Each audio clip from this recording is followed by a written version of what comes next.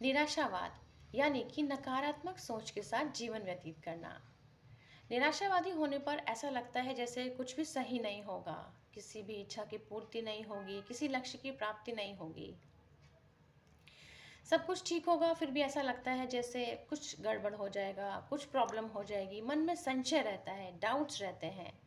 किसी भी स्थिति के नकारात्मक पहलुओं की तरफ सारा ध्यान केंद्रित रहता है। बहुत अधिक निराशावादी होकर जीने से जीवन के हर एक पहलू पर उसका नेगेटिव असर पड़ता है। आज मैं आपको 3 एक्सरसाइजेस बताऊंगी जिन्हें करके हम निराशावाद को अपने जीवन में कम करते हुए समाप्त कर सकते हैं। पहली एक्सरसाइज है डिस्ट्रैक्शन यानी कि ध्यान हटाना। जब भी आपको ऐसा लगे कि आप निराशावादी हो रहे हैं तो अपने आप से आपको कहना है रुको, ऐसे मत सोचो, ऐसा नहीं है। इस तरीके से आप अपने ध्यान को वहाँ से हटाइए। दूसरी एक्सरसाइज है डिस्टेंसिंग यानी कि दूरी बनाना। जब भी आप नकारात्मक सोच हो आपकी, आप निराशावादी हो रहे हो, तो आपको खुद से कहना है ऐसा नहीं है, मैं जो सोच रही हूँ वो सिर्फ एक पहलू है, सिर्फ एक पहलू है, मेरी इस स्थिति का एक नकारात्मक पहलू है, ये वास्तविकता नहीं है, ये फैक्ट नहीं है। इस तरह से हमें खुद को समझाना है। तो ये हो गया डिस्टेंसिंग यानी कि दूरी बनाना। आपने दूरी बनाई उस नेगेटिव थॉट से। तीसरा स्टेप है डिस्प्यूटेशन यानी कि विवाद करना। अब हमें खुद से विवाद करना है, उससे अपने आप से कहना है कि स्थापित करो कि ये सच है जो तुम्हें लग रहा है। तो इसमें 4 स्टेप्स हैं।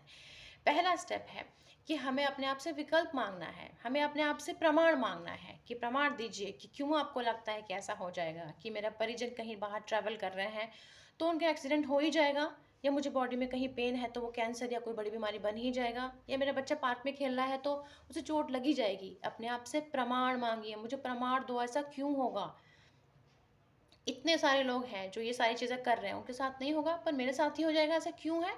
अपने आप से प्रमाण मांगिए और देखिए आपको प्रमाण नहीं मिलेगा।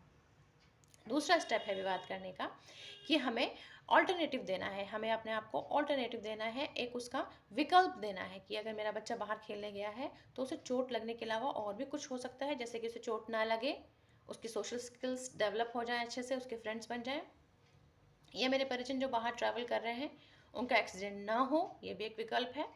वो जिस कार्य के लिए गए हैं उसमें उन्हें सफलता प्राप्त हो और वो अच्छे से घर वापस आ जाएं, या हमें बॉडी में जो पेन हो रहा है वो 10 मिनट बाद चले जाएगा अभी, क्योंकि वो गैस की वजह से हो रहा है।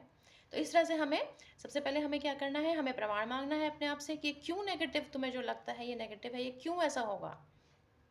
दूसरा स्टेप है कि हमें विकल्प देना है। तीसरा स्टेप है कि हमें इम्प्लीकेशंस देना होगा, हमें मंशा बतानी होगी, हमें पता करने की कोशिश करना है, प्रयास करना है कि क्या मंशा है इसके पीछे।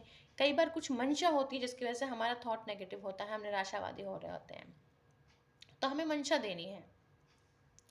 फोर्थ और लास्ट स्टेप है यूज़फुलनेस। हमें यूज़फुलनेस बतानी है, क्या यूज़फुलनेस है इस थॉट की मेरे इसके पीछे। जैसे अगर मैं सोचूं कि मेरे परिजन बाहर ट्रैवल कर रहे हैं, उनका एक्सीडेंट हो जाएगा, ये मेरा डर है, तो इस डर का मेरे जीवन में क्या यूज़फुलनेस है, कुछ नहीं है। केवल मैं अपने जीवन को मुश्किल बना रही हूँ ओवर थिंकिंग करके, और उन्हें भी डरा रही हूँ। वो भी जिस कार्य के लिए गए हैं उस पर फोकस ना करके उनका फोकस इस चीज़ पे हो सकता है कि उनके साथ क्या हो सकता है रास्ते में। या मुझे अगर बॉडी में कहीं पेन हो रहा है और मैं ये बार बार सोचूं कि नहीं ये तो कैंसर होगा या कोई बड़ी बीमारी बन जाएगी, तो इससे मुझे क्या हेल्प मिलेगी, मैं स्ट्रेस्ड आउट हो जाऊंगी और स्ट्रेस की वजह से मेरी सिर्फ वो प्रॉब्लम नहीं और भी बाकी बहुत सारी प्रॉब्लम्स बढ़ जाएंगी। तो अपने आप को ये समझाना है हमें, क्या कोई यूज़फुलनेस है इस मेरी जो ये नेगेटिव सोच है इसकी। तो 4 तरीके हैं जिससे हमें विवाद करना है।